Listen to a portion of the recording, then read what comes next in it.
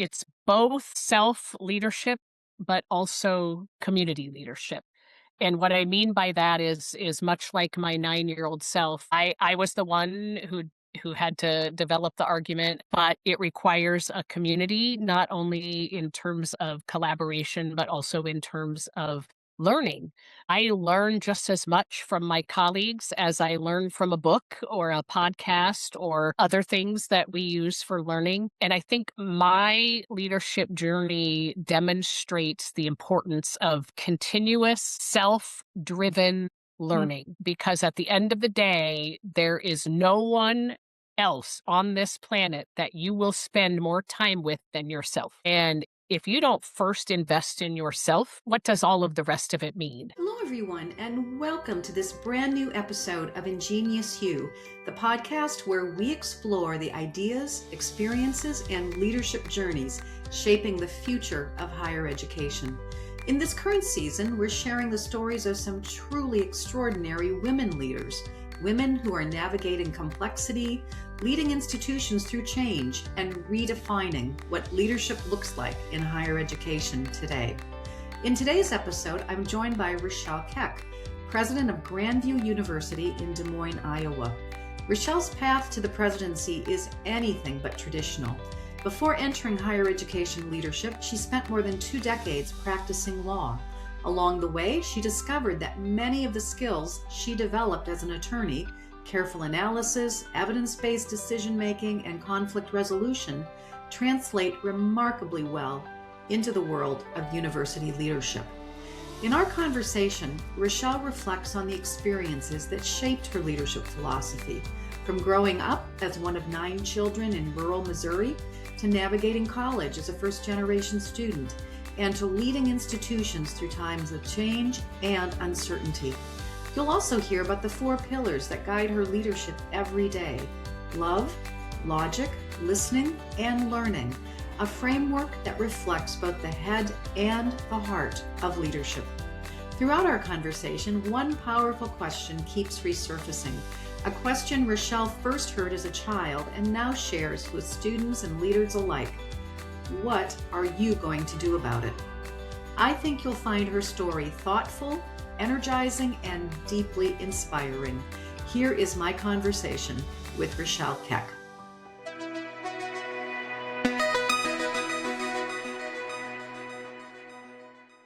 Dr. Keck, I am delighted to welcome you today to the IngenioUs community. Well, thank you. I'm excited to be here. When you think about your leadership journey, and we always like to start at the beginning, so I'm going to ask you to go back and tell me where the story begins for you. I'm going to go back to 9-year-old Rachelle. And I grew up, I'm one of 9 children, grew up at the time we were living in rural Missouri, and got to go to town once a week, generally on a Saturday when my mother would drop us off at the town library while she went grocery shopping for, a family of 11. And I loved the library. It was I still love libraries to this day. I love the smell of books. I love to walk in, everything. Well, I was incensed that there was a book limit for the number of books that I could. I didn't know the word incensed when I was 9, but that I was limited in the number of books that I could check out because only going to town once a week, I blew through my limit living in the country with we didn't have cable or internet or any of those things. And I was complaining to my mother one day and she said, "Well, what are you going to do about it?" I said, "Well, what do you read? What are you going to do about it? I'm 9." And she said, "Well, you need to figure it out." So I developed my argument, so to speak, and practiced it and went into the librarian the next Saturday and laid out my advocacy, and she said, "Okay." And I fully expected her to push back or to ask me questions, and she simply said, "Okay." And the reason I use that as an answer to your question is, leadership begins with you. And unless and until you step outside of your comfort zone and step into a leadership role, you're never going to develop either the competency or the confidence to continue. And so my mother, unknowingly, I'm sure, pushed me into that at the age of 9. Well, and what a great affirmation for you to have received as a 9-year-old to find out, wow, I can actually make a difference. Yeah. Exactly, and my voice matters, and Yes. my thoughts matter, and I did that. Yeah, yeah. Well, that's a wonderful, wonderful story. Now you said you're one of 9 children. Wow. Where do you fall in the birth order? Just curious. Yeah, so, I often say that I am number 6 in age, but number 1 in awesome, because, again, if I don't advocate for myself, I got, 8 other built-in competitors who are scrambling for that number 1 spot, and, of course, my mother always says, "Oh, honey, you're all awesome." Being a mother myself, I totally get that now, but Well, I have to imagine growing up in that large of a family that you also took away leadership lessons from that experience, right?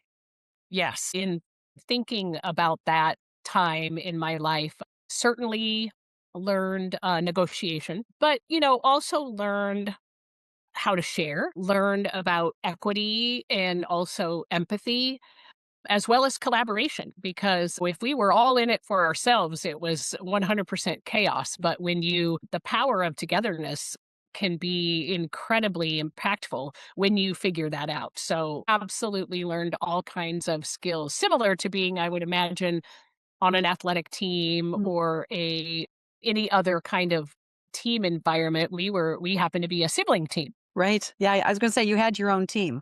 So, Uh-huh. Uh-huh. I think you told me earlier you had 5 sisters?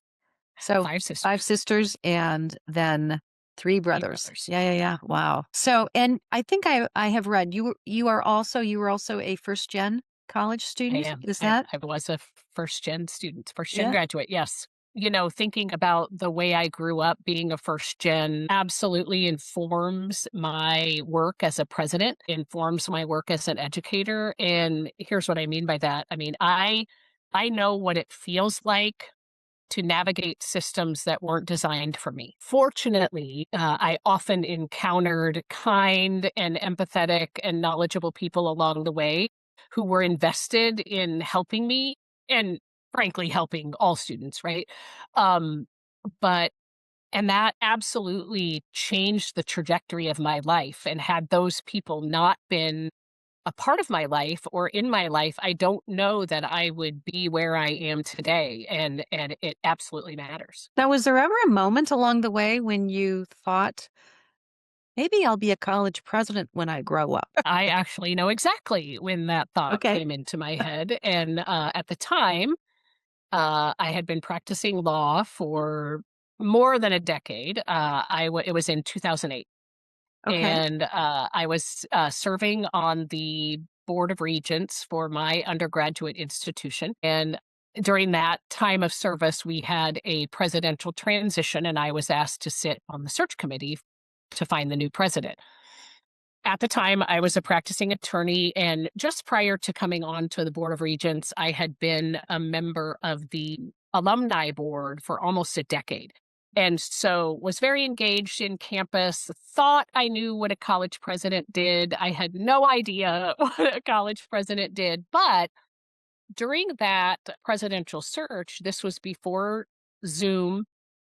I think Skype may have just been coming onto the scene, but this was before Zoom, and so we did those confidential Mm. airport interviews, and, we had a couple of candidates that we interviewed back in 2008 that had law degrees, and I thought, "Well, you can be a college president with a law degree?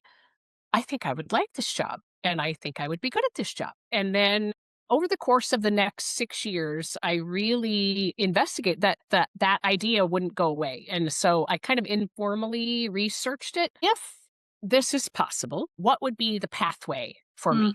And the theme that kept bubbling up in my informal research was fundraising. With my legal background, my communication skills, and my personality, the feedback I kept getting was fundraising. I really wasn't interested at that time in a faculty traditional academic pathway. I felt like I was probably too far along in my professional journey to start in that way. And so I thought, you know what? I think this fundraising thing might be the path for me.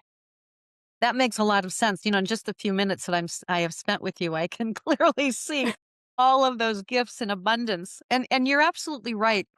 Pathway from a law career into the presidency has become increasingly common. You've probably bumped into a lot of others who have that pathway as well. So, as you think about the practice of law and your career, which spanned what, 2 decades Yes. plus, what was it that you took away from the practice of law that has informed how you do the presidency? I'm going to highlight three things. First and foremost, as an attorney, even in law school, you are trained to approach every issue from a 360-degree angle. Not only are you preparing your case, but you're preparing your opponent's case. You're preparing for jury questions or judge questions. And so you have to be fully informed and fully prepared. Number one. Number two, emotions. Emotions need to be removed from the analysis and the preparation. Now, that's not to say that emotions aren't important. We certainly can acknowledge emotions. Probably a good idea to identify and honor, and then let's put them up here. And we'll bring them back if we need them, but they can cloud your judgment. They can cloud your focus. As an attorney, emotions, particularly in trial work, emotions are strategically inserted back into your either opening or closing argument, maybe in a witness testimony, but emotions can be dangerous. And so it's important to acknowledge and recognize and identify. And then how do we want to use them, if at all? And then thirdly, data, which in law we call evidence or facts. And data, of course, is the buzz term that everyone uses in higher education. But in the law, it's I want the facts and only the facts. And what does the evidence say? Or in today's vernacular, what does the data say? And that then shapes your entire case. It shapes your entire argument. And those three things have been incredibly valuable to me as a college president. And I'm going to throw in one fourth thing because this just occurred to me. Towards the end of my legal career, I was doing quite a bit of conflict resolution and mediation. Those skills I absolutely use on a daily basis, just in terms of recognizing when conflict may be present or brewing, and how to control, to the best of your ability, to control conflict and help all voices be heard, and hopefully come to some sort of collaborative resolution. Anybody who has spent any amount of time on a college campus knows that the potential for conflict is always ever ready and present, right? So once you were in the presidency, were there things you had to relearn or let go of from your training or your orientation as a lawyer? Having been a solo practice attorney, Mm. I was used to being the boss. I was used to making the decisions. I was the uh, person that people came to and paid money to for my advice and my counsel. But in a higher education situation, yes, I'm the boss per se, but it is far more collaborative. The idea of shared governance was certainly something that I have spent a lot of time learning about and working to understand, and I do understand it and I do value it. So that was something that, does not really exist in the legal realm. I would also say I thought as an attorney that I truly understood the importance of communication, because as an attorney, one word in one direction or the other can make or break your case. It can cost your client thousands, if not hundreds of thousands or more dollars. So it's very critical that your words are measured, that your words are clear and compelling. But also in the legal realm, concise communication is valued. Judges, in my experience anyway, judges don't have a lot of time for fluff. Get to the point, be very clear, be very concise, be very compelling. Well, the clear and compelling is important in higher ed, but the concise is not always as valued. And and I'm not saying that that's right or that that's wrong. It just is. You say it right the first time and you're done. Right. Yeah. So now your first presidency was at Briarcliff.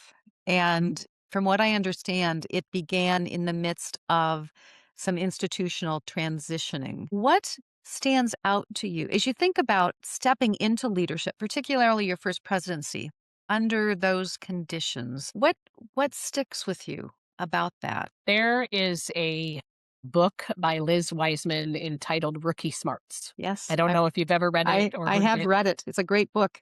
It's a great book. And, what sticks with me is that I was a rookie. When I stepped into the presidency at Briarcliff, when I first stepped into leadership at Briarcliff, I was named president almost a year later, but led the institution for almost a year. I had been in higher ed less than 3 years, no academic experience, did not have my PhD yet, was a divorced female attorney, Lutheran at a Catholic institution. So certainly had imposter syndrome. I didn't know that that's what it was called at the time. And I saw it as an opportunity because, again, remember, my goal was to be a college president.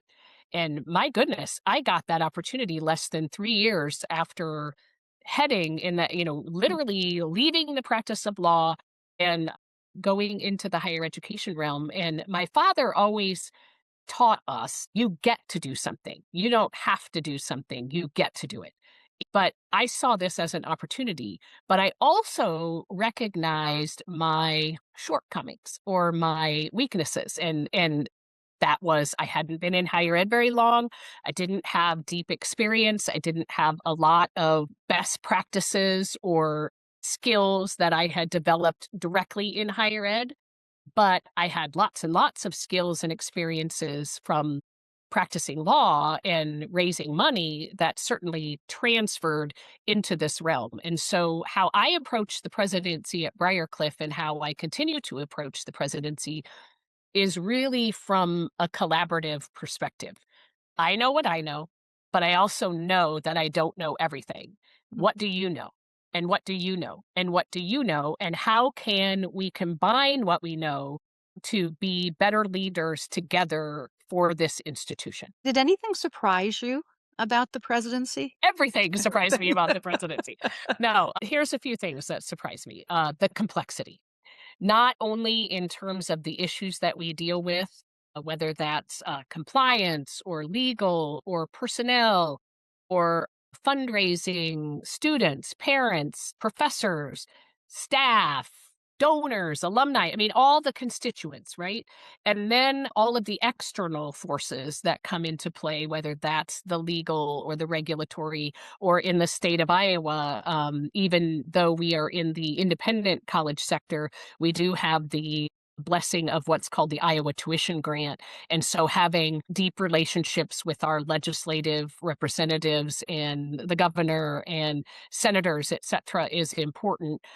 And then nowadays, of course, it's even more connected to the federal government and our federal legislators, and then also just the general public and this overarching rhetoric that college isn't worth it and it's too expensive and debt is too high and no one needs a college degree anyway. I mean, the complexity is surprised me. Back in 2008, when I first had the inkling that I wanted to be a college president, it was actually right before kind of the crash of the market Mhm. when I had been paying attention to that. And, back then it was, oh, you're the living logo of the university or the college, and you give speeches and you shake hands and kiss babies or whatever. And that is very, you still do that. But on top of that, you do all of these other things as well. So you then transitioned to your second presidency. So tell us a little bit about the institution where you are now, Grandview, also in Iowa, and what drew you there? Why did you make the transition and what was it about Grandview that called you, so to speak? Several things. First and foremost, the mission. Grandview, from the beginning, was started as a 2-year institution, and we are the only Danish founded university in America. Oh, Fun fact, I found out after I started here as president that I am more Danish than anything. no kidding. Always, always thought I was more German than anything. Which, on my father's side, that I have German roots, but Uh-huh. on my mother's side and a little bit on my father's side, Scandinavian, and so did the DNA test and found out. So that was kind of a fun thing. But in addition to that, as I said, we started as a 2-year institution, Mhm. and so we are in essence an open access institution. We were, what I like to say, we were the independent community college 70 years before the community college Mm, system was invented and mm, created in the state of Iowa. And so, at core to our mission is not only access and affordability, but also being market relevant and career readiness. And then because we are ELCA Lutheran mhm, affiliated, the idea of vocation and teaching students to understand what vocation is and hopefully mm, discern their vocation. And now you don't necessarily have one vocation when you're in college and that's it, but to understand what that is. Many people out in the world call that purpose or mhm, meaning, but that certainly drew me to the institution. I My grandfather was a Lutheran pastor, so I certainly grew up in that atmosphere, was very much influenced by his wife, my grandmother, who was quintessential pastor's wife. And then went to Wartburg College undergrad, also a Lutheran mhm, institution. And so when my dream was born in 2008, I really envisioned myself at a Lutheran institution. Loved my time at Briar Cliff, learned a great deal about Catholicism and the Catholic religion. And I consider myself to be a very ecumenical leader, and I've actually been told that by many people in the Catholic Church when I was at Briarcliff that they appreciated my ecumenical approach to leadership. And in addition, just the location of Grandview in Des Moines, the largest city in Iowa, the mm, capital city in Iowa, very close to my family. My parents and 4 of my 8 siblings live about an hour and a half yeah, from here. My kids live in Des Moines, and so that certainly made sense from a personal perspective, but also what Grandview is about. We are an independent residential institution that is market relevant, market responsive, career ready, but also the importance of vocation and that liberal arts foundation to foster curiosity and learning. And all of that spoke to me, and it just felt like a perfect fit, particularly after my initial experience, which was a wonderful experience in the end, but was a very different beginning, mhm. a very different start than what I had here at Grandview. These are difficult days for higher education. Even before the pandemic, higher education was in a free fall. Colleges are closing and merging at an ever increasing rate. Leaders are facing challenges from every direction. No wonder so many experts are calling for a new kind of leadership. The Bay Path University Doctorate in Educational Leadership, with a concentration in higher ed leadership and organizational studies, affectionately known as HELOS, was created for just this time and purpose. We asked seasoned leaders for their input, and then we designed the program in response. The EDD program prepares students to become self aware, effective, adaptive leaders who know exactly how to leverage their institution's strengths and potential to create lasting change and enduring success. All coursework is online, and students receive an abundance of personalized support from peers and from our expert faculty. And through the dissertation and practice, our students learn how to plan and implement a change process to address a real organizational problem. If you want to become a catalyst for change in higher education and have an impact, take the next step by visiting our website at baypath.edu/edd.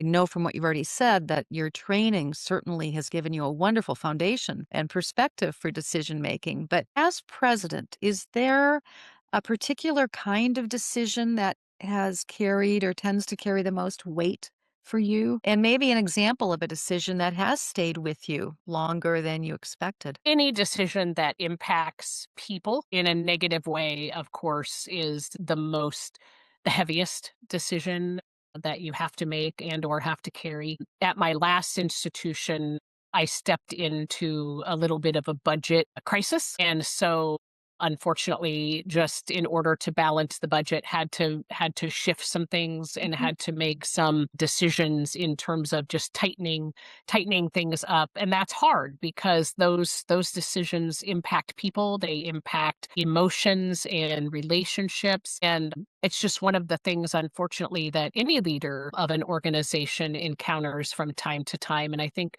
what's most important is that you recognize that your decisions do have impact, they do have consequences, and to try to be fully informed, of course, when you make your decision, and then be as kind and empathetic and communicative as you can, of course, within the realm of what can you say and what can't you say from Mm. a legal perspective. I mean, that's a balance that you have to incorporate as well.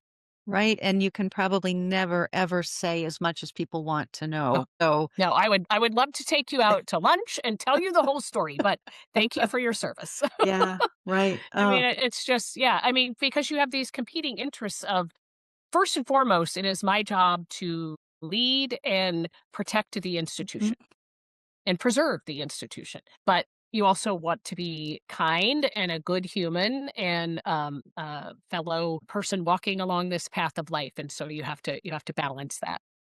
How do you approach leadership when the data you're looking at, the people that you're stewarding for, and the timing are all pulling in different directions, which is an increasingly common phenomenon for leaders today? I actually have what I call my 4 pillars of leadership, and they all happen to start with the letter L because I like alliteration and I'm a logophile and that just speaks to me, but, I always start with love. Love for the institution, love for the mission, love for our students, for the people that I work with, and then it's about logic, and logic is informed by listening and learning. And so, as long as I kind of step back and remember these are the 4 pillars, I tend to feel as good as I can feel about decisions that I make. And the listening piece is critical and the learning piece is critical because, again, that collaborative leadership, I only know what I know.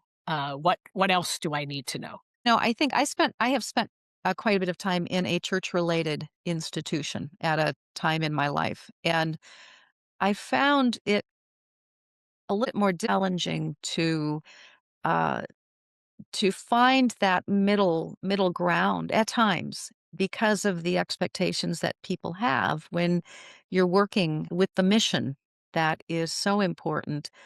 But there's sometimes an assumption that because you're a faith-based institution that you would never do things that would be harmful to people. And so the church relatedness seems to add a layer that makes it even more challenging. It absolutely can. I will say I do think my background and just people knowing my background maybe gives me a little more leeway because I'm very clear that this is a business. Yeah. We are in the business of educating people, but at the end of the day, it's a business. If we have no mission without the margin. And so not only my legal background, but also my fundraising background, I think I have tried to make it very clear that this is my perspective and how I walk through the world, and I value your perspective too, but at the end of the day, this is a business, and it's my job to keep the doors open, and I would like to do more than keep the doors open. I would like us to be a thriving, abundant institution. Yeah, which I would think that kind of clarity would be very, very helpful because it will diminish any misunderstandings perhaps on the front ends. If I were a mouse in the corner on your campus and I was watching you, observing you, what would I see in terms of your leadership style? How does it actually play out on a day-to-day basis? I think I have shared elements of Yeah. that. In fact, the last 2 days we've been interviewing for an AVP for student affairs, and so of Uh-huh. course I'm getting the questions from the candidates. What is your leadership like? What is your style like? And I've touched on this a little bit during our conversation, but those 4 pillars, love, logic, learning, and listening every day, need to be part of the practice. And I want to listen. I want to be present, but I also, part of my leadership style, and I shared this with our candidate today, is we are a team. We are a leadership team. It is not just the president and the rest of you happen to have titles. We are a team. We work together. We collaborate together. Now, also at the end of the day, I answer to the board of trustees, and so the buck stops here, so to speak. But let's work on this together. And I'm very clear with my direct reports. If you have a problem, or if you have identified a problem, what solution have you identified? Because you can come to me, and if you don't have a solution to the problem, I will have to solve it. That is my job. But if you can come to me with a solution, much like in mediation, let's come to a resolution together. Everyone is going to be far happier than if a judge sits on a bench and hands down a decision because he or she is in a hurry, has a docket full of 80 more cases that we have to get to before I can stop for lunch. And so it's just important that everyone understands that we're all in this together. And I think my team appreciates that, actually. Now, it does put a little bit more of the burden on each of my leadership team members, but also the ownership is there too. Yeah, for sure. Do you have a superpower? Actually, I have been told this. I think my superpower is my level of energy. Uh, I have been told that I am a little bit like the Energizer Bunny. When do you sleep? Do you ever turn off? And I have told people, first of all, sleep is important to me. So I have like a pretty Uh-huh. regimented, and my kids are grown and out of the house. So I don't have, other than my animals, I don't really get my sleep interrupted all that much. But when you are doing what you love, and when you are doing what you are called to do, it does not feel like work. Yeah. Yeah. And your energy comes through the screen. This does not always happen, but from the moment you came on the, the Zoom screen, I could feel your energy. So it is palpable. So I can see how that is certainly a superpower and something that no doubt contributes to your effectiveness. You're the first woman to lead Grandview University, right? Yes. So how, if at all, has that shaped your experience of leadership? Initially, I would say it shaped things more than it does now. Now it's just kind of a footnote in the history, but it certainly was important at the time for a couple of different reasons. 126 years of consecutive male leadership before I came on board. Also, kind of coming out of COVID, people were just tired. People were excited about the possibility of a new leader regardless of my gender. But I have to tell you a story that is pretty telling. So on the day that I was announced as president here at Grandview, it was a secret. Only a few members knew who the choice was. There were 4 finalists in the presidential search. My husband and I had arrived on campus about 2 hours prior. Yes, we'd been camped out for 2 years. No, 2 hours prior, we were hidden in this back office, and a friend of mine who knew, of course, that I was going to be the president came for the big reveal. And he was walking around campus and does not work at Grandview, in fact, had never been to Grandview. And he was walking down the big staircase in the student center, and there were 2 students in front of him, a male and a female.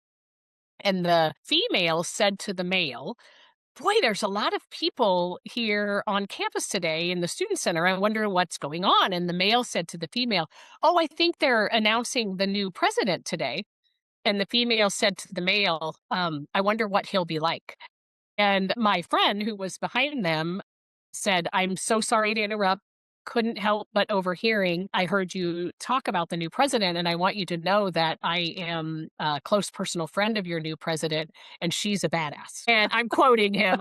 I wouldn't normally swear, but that's what he said. And the female, he said, she just was taken aback, and she says, "Oh my goodness, shame on me for assuming it was a male." And he said, "Don't you dare take that shame on you.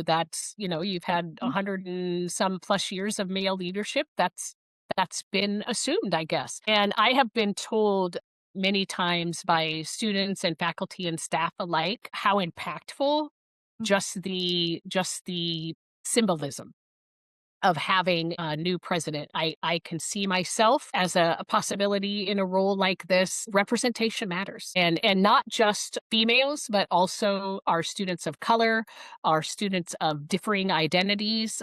They just see what's possible. And that's certainly a culture and an atmosphere that I have worked to create is anything's possible. I would think your presence in the role must be particularly meaningful for women, also for first gen students. Your Mhm. the entirety of your story is really quite inspiring, and I would think students would look to that as a source of inspiration. Now, for young women who are starting out, thinking they may know about you, they know your story, they're going to hear your story, and they may think, "Wow, if she can do it, I'd like to think about maybe the presidency." Is there anything you would share with them about your experience as it relates to gender? Things that would be helpful for younger women to know or keep in mind just based on what you've experienced? Yes. In fact, I often will speak to our core seminar students who Mhm. tend to be either first or second year, not just young women, but also men as well. And I often will say, you are the CEO of your life. This is my sixth CEO position, but technically it's my seventh because I was born into the role of being the CEO of me, and you are the CEO of you. Now, right now, you are in a formal learning environment, and much of what you're doing right now is orchestrated by someone else. You're being told what to learn, you're being told how to demonstrate that you've learned it, so on and so forth. But part of what we hope that you will leave Grandview with is the idea that you are in charge of your learning for the rest of your life. And hopefully, we have instilled curiosity in you and a sense of agency and ownership